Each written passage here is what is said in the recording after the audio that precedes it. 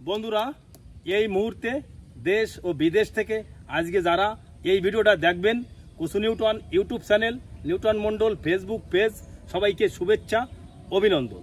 আজকে চলে আসলাম আমার নিজের 100 এই যে গেরের পাড়ে বন্ধুরা, যে বাবু জাতের পেঁপে লাগাইছিলাম।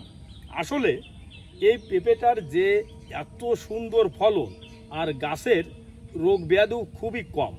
তা আমাদের এই যে বিল ডাকাতিয়া, এই যে শোলমারির সুইচ গেট পলিতে নদী বুঝে গেছে, এখন পানি সরার দুটো মেশিনিতে পানি সরতেছে, তাতে আছে আমাদের এই গের বেড়ি এবছরও আর ঠিক থাকবে না।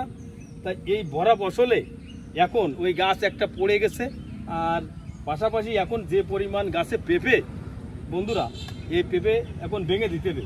কারণ এই যে আমার ছেলে ভাঙতেছে, কারণ এক একটা পেঁপের সাইজ 2.5 থেকে 3 কেজি। বন্ধুরা দেখেন, এই যে পেঁপের সাইজ দেখলে, এই যে পেঁপের সাইজ দেখলে মনটা প্রাণটা জোড়ায় যায়।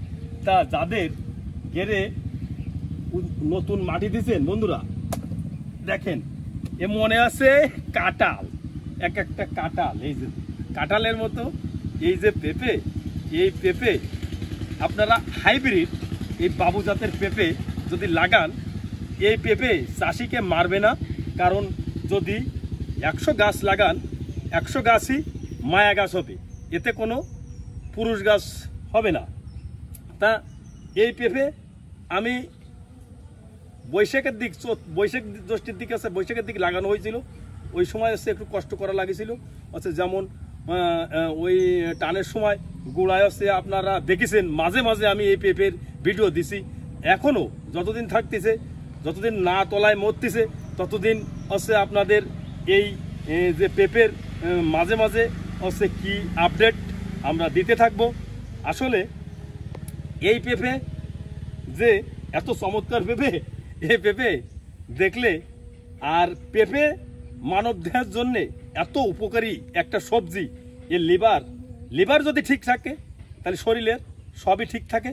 কিন্তু প্রতিটা ফ্যামিলিতে খাবার টেবিলে এই রকম পেঁপে সবজি হিসেবে রাখতে পারেন, এটা পাকায়ও খেতে পারেন।